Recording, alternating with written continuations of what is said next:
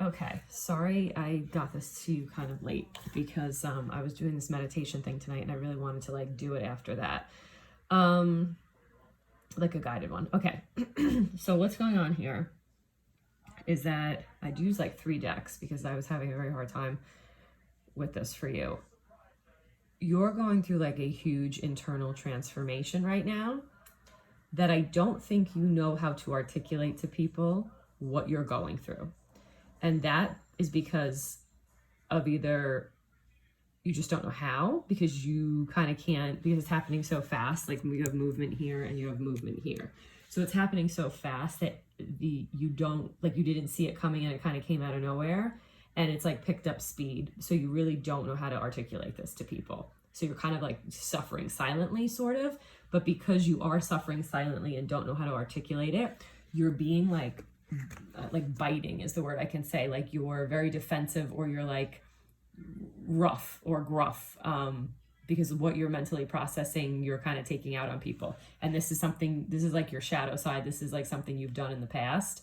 And this is like one of your bad behaviors that has gotten you in trouble before. I don't know if these kind of, what do we call that, patterns, have led to a breakup, because there is a breakup here. This is a mother, and that's a father, and this is a home. So this is like people who are married or together. I can't tell if it's your parents. It could be a double meaning where like your parents taught you didn't really express yourself in your home, or you toughened up, or you sucked it up, and that's why you're having trouble articulating this now as an adult, or your sharpness and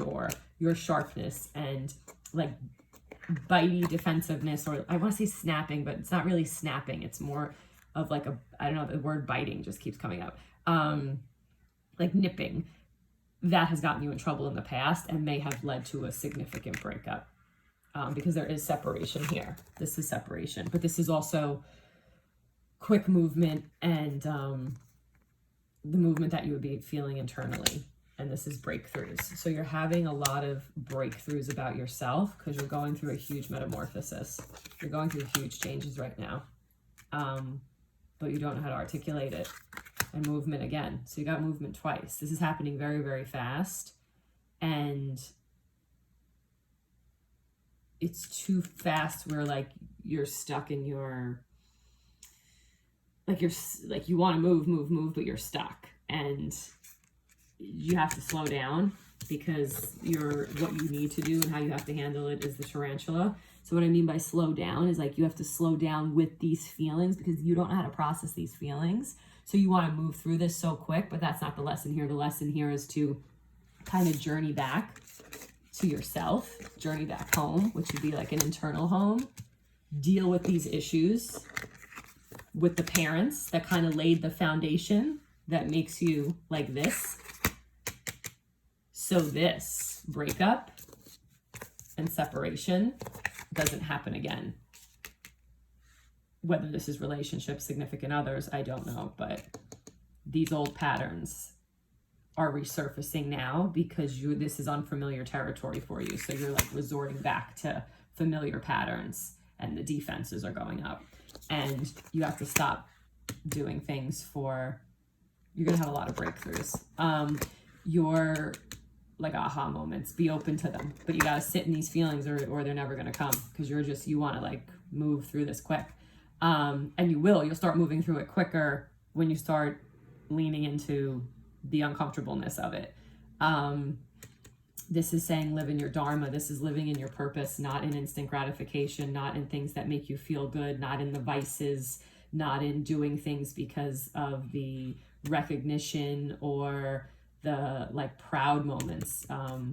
You gotta live in your purpose and what you're here for, and what you're meant to do. And that very well could be fixing ancestral patterns of fatherhood or significant other, like breaking those lines of I don't know if there's been a lot of divorce or dads who didn't show up or something, but you got to live in your purpose is to nurture. It's like a mother and a father, is to nurture and to maybe people didn't express anything or didn't know how to express things and kept things bottled up and like didn't talk about the elephant in the room. And this is kind of the stuff that you're going to change for you and your ancestral line. That's what this is kind of about. It's about you finding your purpose, but you're not going to live in your purpose and not going to live until you do this work on yourself that's coming up right now, which I don't know what it is, but you know what it is. And it's very uncomfortable. And you can keep going into these little things that make you kind of happy and like, oh, like that instant buzz, you know what I mean? Like, you know, like when we eat like a good meal, or like when we, you know, go hang out with someone who makes us feel really, really good, but then we have to go home and be by ourselves. And it's like, oh, well, they're not around to make me feel good, because we have to learn how to make ourselves feel good. Or we realize it's not just, you know, it's like going out and, you know, having like a wild night. You want that feeling to like last, but it doesn't last, because it's you're not living in your purpose. When you start living in your purpose and being fulfilled internally, you won't have to chase those like instant gratification things. It'll just be you happy. But it's gonna get uncomfortable. Hold on, let me see what else we got here. Another card. Yeah. Gotta be by yourself in these, you're by yourself in these thoughts. But you gotta start expressing, emotions. You gotta start expressing these emotions.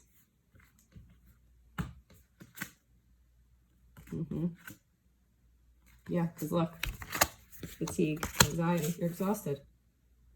Because you're not leaning in, you're fighting this. You're fighting this hard.